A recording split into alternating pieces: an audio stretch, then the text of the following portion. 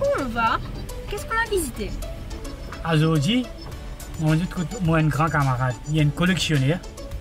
Il a un objet qui relie à nos cultures, là-bas qui peut pas manger aujourd'hui.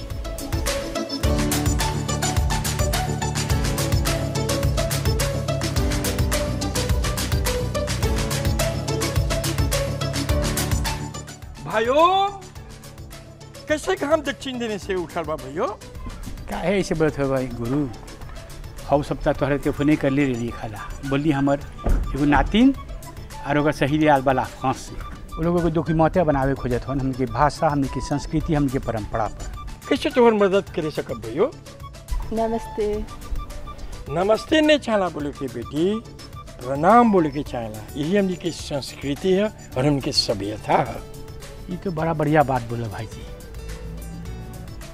चलो चलो चलो तोरा museum दिखा चलो आओ आओ आओ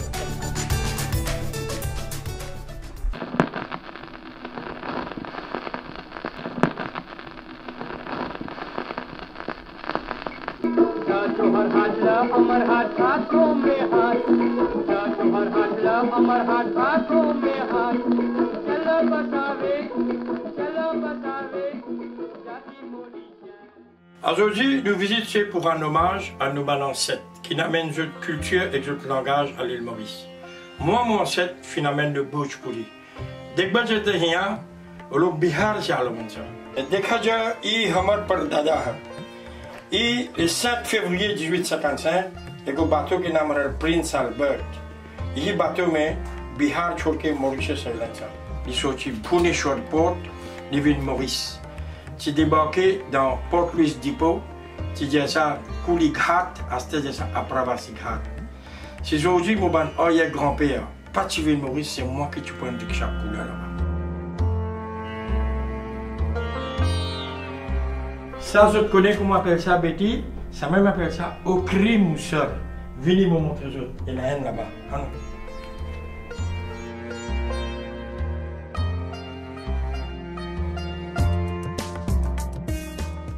Ça même appelle Okri Mousseur.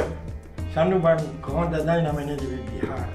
Et que ça même nous crase dans les épices, là dernièrement dans le mariage, sur la musée.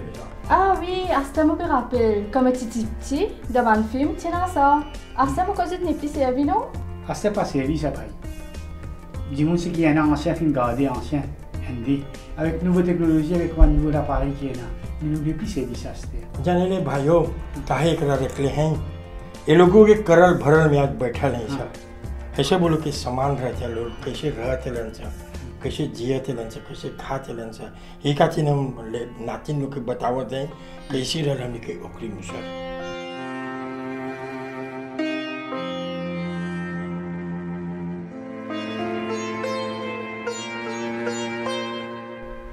Bons enfants, vous connaissez ça qui était ça? भाई ओम explique un peu papa qui était ça. Ça, on appelle ça une marmite. Nous avons bouilli lentilles là-dedans, dans le foyer. Ça, on appelle ça une dalle grottenée. Quand lentilles pas ramolli, malgré nous cuire ça un peu longtemps, nous mettons ça là-dedans, nous virer comme ça. Ça, je te rappelle, tu trouves ça dans là-bas, mais c'est ça même qui appelle Janta. Alors ça, je te montrer.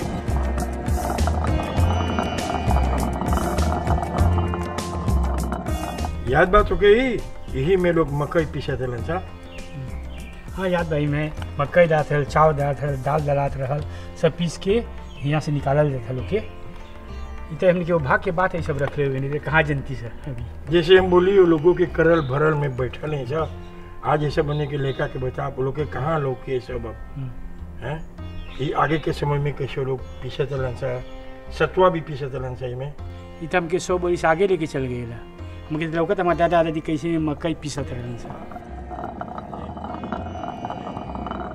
tout ça l'objet que tu trouvais à l'intérieur dans la relié avec ça. Ces photos-là montrent comment tu peux vivre. Si cette photo-là tient un don de la parole, et tu peux raconter une histoire, et un jour, il peut raconter nos enfants une histoire, il peut raconter nos petits-enfants une histoire. Tout nous ban l'objet, nous ban vêtements, nous linges, nous lacages, comment tu étais, Parce que même dans la fenêtre, dans la case, et comment tu peux rester. Le trouver mes enfants, c'est pourquoi nous, l'héritage, c'est une fierté. Alors là, comment tu peux vivre, ça peut tout là. À l'intérieur, tu montres les autres, ça, au climat là. Alors, c'est même ça. Alors, je ban linge, comment tu fais. Alors, ça, c'est nous l'héritage. Guide Gawai, c'est nous l'héritage, ben là, tu peux sortir dans toute l'occasion. Alors, Guide Gawai, ben, des enfants, je connais qui fait Guide Gawai. Comment faire Guide Gawai? Qui sont l'importance Guide Gawai? Annual Guide.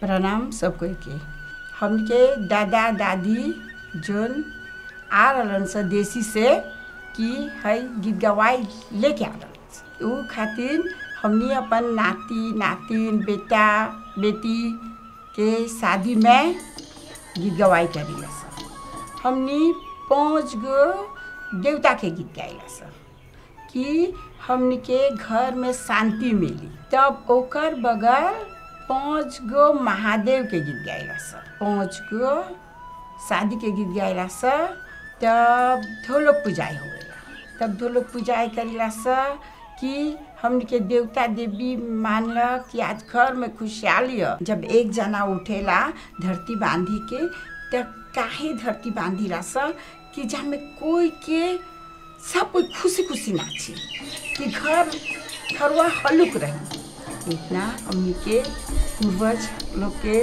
सिखावल है कि हमनियों ये हाथ ऐसने चले रमा बेटा जोग लगावे दादा के द्वार में रमा बेटा जोग लगावे दादा के द्वार में आगल दादा सुहाग लगल टोना में आगल दादा सुहाग लगल टोना सब विधि के गीत हो गल अब गम्मत करके शुरू करो सब के करा बाग के करा फुलवरिया के करा बाग के करा फुलवरिया के करा फुलवा फुलवरिया में खेले के करा फुलवा छोटा लड़का लोग के शादी होवेला बेटा बेटी की शादी होवेला तो एगो खुशी मनाए के चाहेला ना तो खातिर थोड़ा ढोलक बजाइला सा थोड़ा गम्मत करीला सा कि खुशी से सब कुछ अच्छा से बीत जाए चाहेला गीत गवाई के है हमके सुविधा है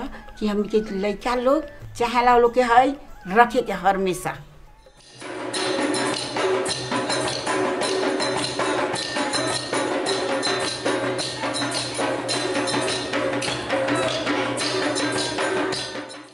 Aujourd'hui, on apprend beaucoup de choses comme une ville. C'est grâce à vous que on apprend un tas d'affaires que moi-même je connais. Demain, quand on va à la France, je vais montrer banna, je vais expliquer banna. Merci, monsieur. Non, pas merci. Bien dire Dhanyavad. Dhanyavad. Dhanyavad. हर हाथला अमर हाथ हाथों में हाथ जातो हर हाथला अमर हाथ हाथों में हाथ चलो बतावे जाति मोदी चलो बतावे जाति मोदी जातो हर हाथला अमर हाथ हाथों में हाथ जातो हर हाथला अमर हाथ हाथों में हाथ चलो बतावे